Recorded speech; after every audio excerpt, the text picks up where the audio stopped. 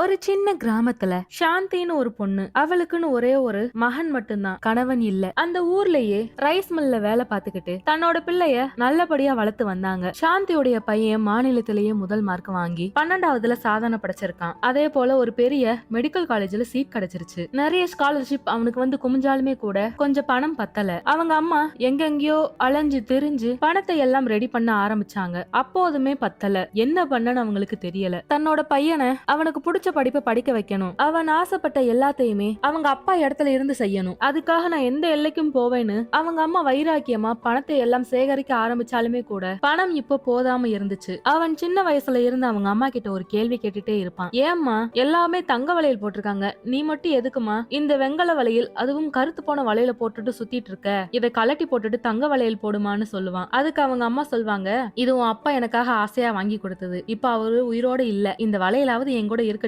அவரு ஞாபகமா போட்டிருக்கேன்னு அவங்க அடிக்கடி சொல்லுவாங்க. அதையும் அவன் நம்பிட்டு இருந்தான். ஆனா உண்மை அது அல்ல. ஒரு நாள் விபத்துல அவங்க அப்பா வாங்கி கொடுத்த தங்க வளையல் சுக்கு நூறா உடைஞ்சு போயிடுச்சு. அந்த இருக்கிற தங்கம் எல்லாத்தையுமே அவங்க சேகரிச்சு ஒரு வளையலா மாத்தி போடலாம்னு பார்த்தாலும் கூட அவ்வளவு தங்கம் இல்ல. விபத்திலேயே பாதிக்கு பாதி போயிடுச்சு. என்ன செய்யன்னு அவங்களுக்கு தெரியல. அப்போ வெண்கல வளையல அவங்க அம்மா எடுத்துட்டு போய் அதை மறுபடியும் சீரமைக்க ஆரம்பிச்சாங்க. அது எப்படி தெரியுமா? அந்த தங்கத்தை அந்த வெண்கலத்துக்குள்ள வச்சு அதுக்கு மேல அந்த வெண்கலத்தை வளையல் மாதிரி பண்ண சொன்னாங்க. மறுபடியும் விபத்து நடக்கும் போது கூட இந்த வளையல் என்னை விட்டு போயிடக்கூடாது, என்னோட கணவன் வாங்கி கொடுத்தது, இது என்னுடைய கடைசி ஆயுள் வரைக்குமே என் கூடவே தான் இருக்கணும்னு அவங்க ஆசைப்பட்டு அந்த வளையலை கையோடு ஒட்டி செஞ்சு வாங்கினாங்க. அவங்க கையில போட்டதுக்கு அப்புறம் தான் அந்த வளையலையே முழுசா பத்த வச்சு ஒட்ட வச்சாங்க. இது அவங்களுக்கு மட்டும் தெரிஞ்ச உண்மை. இப்போ தன்னோட பையனுக்காக அந்த வெண்கல வளையலுக்கு உள்ள இருக்கிற தங்கத்தை எடுக்கணும்னு இப்போ ஒரு பெரிய ரம்பத்தை வச்சு தன்னோட கையில இருக்கிற அந்த வளையலை அறுக்க ஆரம்பிச்சாங்க. அதை அறுக்கவே முடியல. ரொம்ப கடினமா இருந்துச்சு. சொல்ல போனா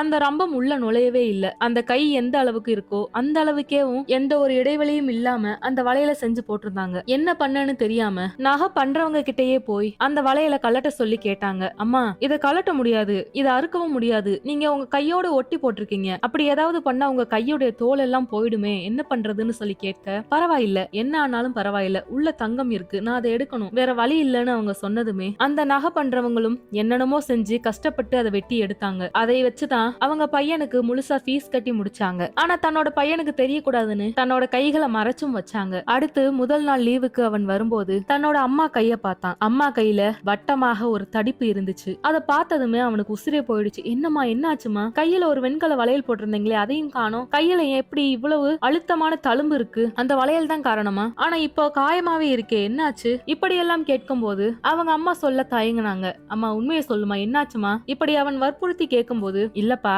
உங்க அப்பா எனக்கு தங்க வளையல் தான் வாங்கி கொடுத்தாரு, ஒரு விபத்துல அந்த தங்க வளையல் ஒண்ணுமில்லாம போயிடுச்சு, இருக்கிற தங்கத்தை எல்லாம் எடுத்து இந்த மாதிரி வெண்கலத்தோட சேர்த்து வளையலா பண்ணிக்கிட்டேன், மறுபடியும் வளையல் காணாம போயிடக்கூடாதுன்றதுக்காக என் கையோட ஒட்டி போட்டிருந்தேன், இப்ப ஃபீஸ் கட்ட பணம் வேணும்ல, அதனாலதான் வேற வழி இல்லாம அதை எடுத்துட்டேன்பான்னு சொன்னாங்க. அதை கேட்டதுமே அவங்க அம்மா கைய புடிச்சு அவன் முகத்தில் வச்சு, ஒரு பொம்பளையா என்னை இவ்வளவு தூரம் வளர்த்தது பத்தாதாமா, உன் கையில காயமும் வந்து அப்படித்தான் நான் படிக்கணுமான்னு சொல்லி அவன் கதறி அழுகும்போது, தம்பி, நான் வாழ்றதே உனக்காக தாயா, உன் அப்பா இருக்கிற இடத்துல இப்ப நான் இருக்கேன், உங்க அப்பா உனக்கு என்னெல்லாம் செய்வாரோ அதெல்லாம் நான் செய்ய வேணாமா? கடைசியா பாத்தியா, உங்க அப்பா சம்பாரிச்சதுதான் உனக்கு உதவி இருக்கு, உங்க அப்பா ஆசீர்வாதத்தோட நீ இருக்கையான்னு சொல்லி அவங்க தன்னோட மகனுடைய முகத்தை அவங்க சேலையால துடைக்கும் போது அவனுக்கு உசுரே போயிடுச்சு. எங்க அம்மா பழைய வெண்கல வளையல போட்டிருக்கலாம், ஆனா எங்க அம்மாவுக்கு நான் தங்க வளையல் வாங்கி கொடுக்கணும். நான் இப்போ காலேஜ் போனதுல இருந்து சேரக்கூடாத அளவு கூட சேர்ந்து சுத்திட்டு இருக்கேன். ஆனா உன் கைய பார்த்து கூட நான் திருந்தலன்னா மனுஷனே இல்லம்மா, நிச்சயமா நான் முன்னேறி காட்டுவேம்மா. இப்படி தன் மனசுக்குள்ளே நினைச்சுக்கிட்டு தன்னோட அம்மா தன்னோட எதிர்காலத்துக்காக தான் உடம்புல ஒரு நிரந்தரமான